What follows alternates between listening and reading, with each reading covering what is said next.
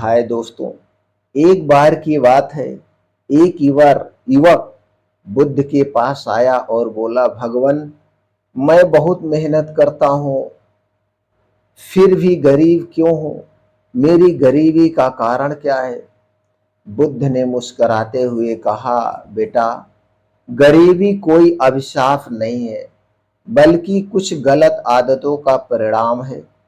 यदि तुम इन 10 कारणों को समझ लो तो धनवान बन सकते हो। फिर बुद्ध ने एक कहानी सुनाई, कर्म से कभी भागना नहीं। एक गांव में दो किसान थे। एक सुबह जल्दी उठकर खेत जोतता, दूसरा सोता रहता। समय बीतने पर पहला किसान समृद्ध हो गया, जबकि दूसरा भूखा रह गया।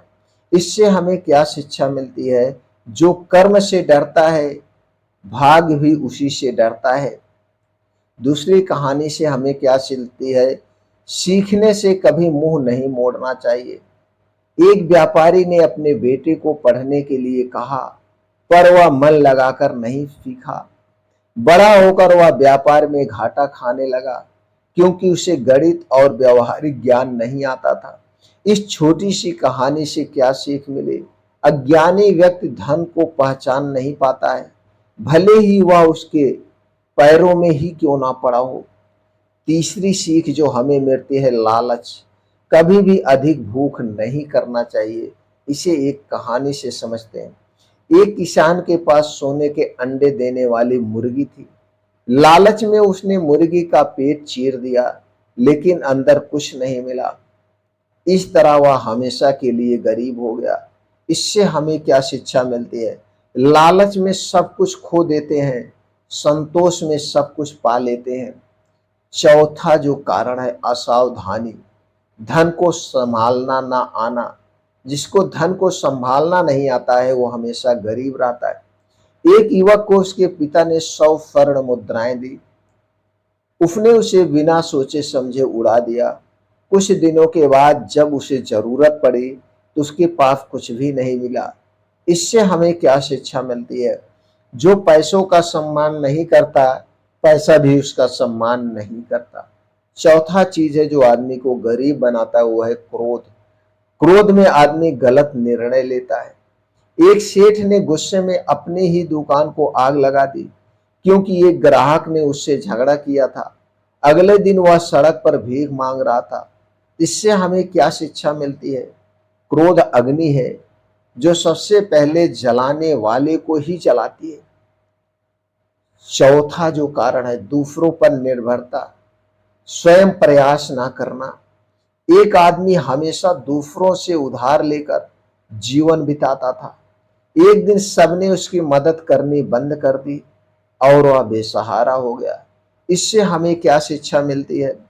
दूसरों के सहारे जीता है, वह कभी स्वतंत्र नहीं होता है। इसलिए स्वयं पर निर्भर रहना सीखो। सातवां कारण जो है, जो आदमी को गरीब बनाती है, समय की कीमत ना समझना।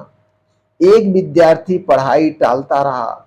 जब परीक्षा आई तो वह अनुत्तीर्ण हो गया और जीवन भर मजदूरी करता रहा। इससे हमें क्या शिक्षा मिलती है? समय ही धन है, इसे व्यर्थ गंवाने वाला गरीब रह ही जाता है। आठवां जो कारण है, ईर्ष्या, दूसरे की तरक्की से जलना। एक कुम्हार अपने साथी की सफलता से इतना जलता था कि उसने उसके बर्तन तोड़ दिए। नतीजा क्या हुआ? गांव वालों ने उससे खरीदना बंद कर दिया। इससे हमें क्या शिक्षा मिलती है? ईर्ष्या व्यक्ति को अंदर से खोखला कर देती है। इसीलिए हमें कभी भी ईर्ष्या नहीं करनी चाहिए।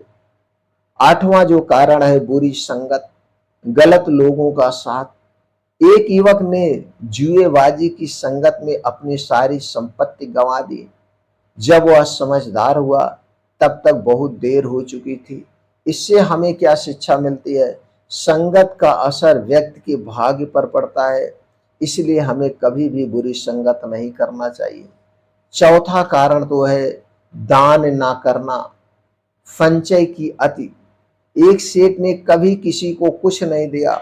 मरते समय उसका धन चोरी हो गया, क्योंकि उसने किसी का भला नहीं किया था। इससे हमें क्या शिक्षा मिलती है? जो बांटता नहीं, वह खोता है, दान धन को बढ़ाता है। दोस्तों, इससे हमें क्या शिक्षा मिलती है?